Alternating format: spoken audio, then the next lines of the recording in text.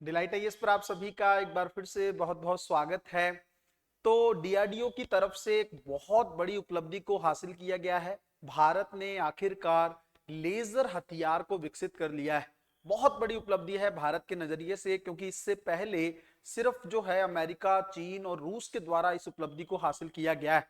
क्या है पूरा मुद्दा, गहराई से जानने का प्रयास करेंगे।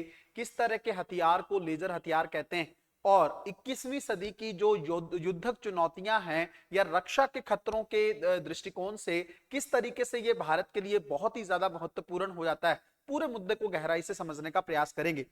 सबसे पहली चीज तो ये है कि आप लोग जानते हैं बहुत अच्छे से कि भारत के अंदर अगर हम लोग दो संस्थाओं के तौर पर देखें, चाहे इसरो हो या डीआरडीओ हो, इन दोनों की अचीवमेंट्स जो हैं अनगिनत हैं, जिन्होंने भारत को या भारत का नाम जो है वो अंतरराष्ट्रीय स्तर पर बहुत ऊंचा किया है। उसी का एक बेहतरीन एग्जांपल जो है, इस बार जो है डीआरडीओ ने जो डायरेक्ट एनर्जी वेपन जो है उसका सफलतापूर्वक जो है परीक्षण कर दिया है। इसका नाम जो है MK2A रखा गया है। और इस हथियार के माध्यम से अब जो है डीआरडीओ लेजर के माध्यम से ही किसी भी मिसाइल को, ड्रोन को या किसी भी अदर वेपन को जो है नुकसान पहुंचा सकती है, चाहे वो कोई हेलीकॉप्टर ही क्यों ना हो। अब बात ये करते हैं कि इस समय इसकी जरूरत क्या है। अगर मैं आप लोगों को अभी लेटेस्ट केस बताऊं तो आपको पता होगा कि यूक्रेन ने जो रूस पर बहुत सारे ड्रोन के माध्यम से हमला किया। और रूस को क्या, हालांकि ऐसा नहीं है कि रूस के पास ड्रोन टेक्नोलॉजी नहीं है, लेकिन उतना ज्यादा काम रूस ने नहीं किया था। रूस की बड़ी बड़ी मिसाइलें जो हैं जो अटैक कर रही थी ड्रोन को लेकर, तो जो यूक्रेन को लॉस हो रहा था वो तो ड्रोन का लॉस हो रहा था। आपको पता है बहुत बड़ा वेपन नहीं होता है, लेकिन रूस का बहुत ज्यादा नुकसान हो जा रहा था इस चीज में, मतलब उन ड्रोन को नष्ट करने में। ये केवल एकमात्र एग्जांपल नहीं है। इससे पहले अगर हम लोग बात करें, जब अजरबैजान और आर्मेनिया के बीच में वॉर हुआ था, तो 21वीं सदी का पहला युद्ध था जिसके अंदर अजरबैजान लगभग 1 से 2 दिन में ही ये युद्ध जीत गया था और आर्मेनिया को घुटने टेकने पर मजबूर कर दिया था। तब भी अजरबैजान ने ड्रोन का ही इस्तेमाल किया था।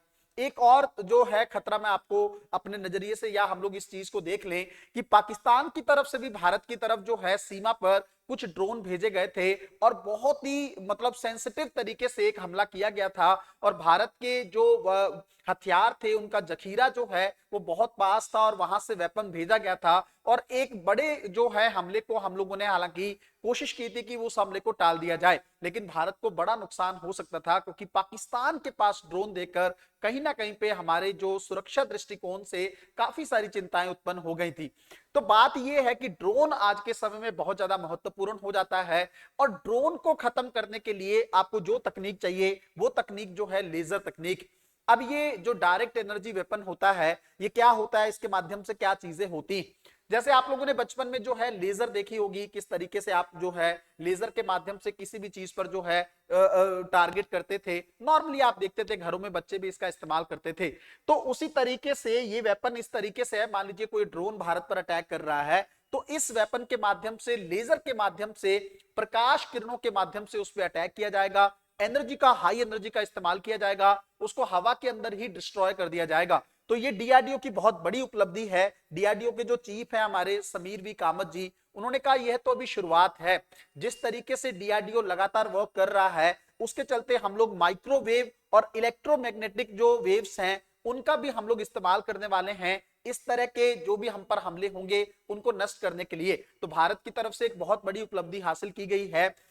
30 किलोवाट का यह वेपन है और 5 किलोमीटर की दूरी तक कोई ड्रोन हो, हेलीकॉप्टर हो, मिसाइल हो, किसी को भी ये हवा के अंदर ही ध्वस्त कर सकता है। और मजेदार बात यह है कि अमेरिका, रूस और चीन के द्वारा अभी इसका इस्तेमाल नहीं किया गया है। हालांकि चीफ के द्वारा एक बात यह भी बोली गई है कि शायद इजराइल इस डायरेक्शन में वर्क कर रहा है, बट हम लोग कंफर्म नहीं है कि इजराइल ने बना लिया या नहीं। उस दृष्टिकोण से भारत चौथा देश बन चुका है अंतरराष्ट्रीय स्तर पर जिसके पास लेजर जो है तकनीक है, या डायरेक्ट एनर्जी वेपन के तौर पर आप चीजें देख सकते हो। मैंने अभी आप लोगों को बताया था कि किस तरीके से यूक्रेन ने जो है रूस पर अटैक किया था ड्रोन के माध्यम से, और उसके चलते रूस को बहुत ज्यादा दिक्कतों का सामना करना पड़ा था। अगर हम लोग बात करें अब आर्मेनिया और अजरबैजान की, तब भी ड्रोन ने और अजरबैजान को ड्रोन किसने दिए थे, तुर्की ने दिए थे, जिसके चलते आर्मेनिया बहुत जल्द युद्ध जो हार गया था। अगर हम लोग थोड़ा डायरेक्ट एनर्जी वेपन की बात करें, किस तरीके का यह हथियार है, मैंने अभी आप लोगों को बताया कि इसके लिए ना आपको बहुत ज्यादा गोला बारूद पर खर्च करने की जरूरत नहीं है। तो आप सोच के देखिए, आपका खर्च, अपना जो रक्षा का खर्च है वो कम हो जाएगा। दूसरा, आप किसी सॉलिड ऑब्जेक्ट को भेजे बिना आप सिर्फ एक लेजर भेजते हैं और उसके माध्यम से, चाहे आप लेजर लाइट्स का यूज करें, माइक्रोवेव का यूज करें, या फिर आप साउंड वेव्स का इस्तेमाल करके उस वेपन को डिस्ट्रॉय कर सकते हैं। मतलब आपको कुछ करने की जरूरत नहीं है। अगर कोई ड्रोन आ रहा है, कोई मिसाइल आ रही है, एकदम से जो है हमारी रडार प्रणाली एक्टिव होगी और उसके माध्यम से यहां से लेजर जाएगी और उसको नष्ट कर दिया जाएगा।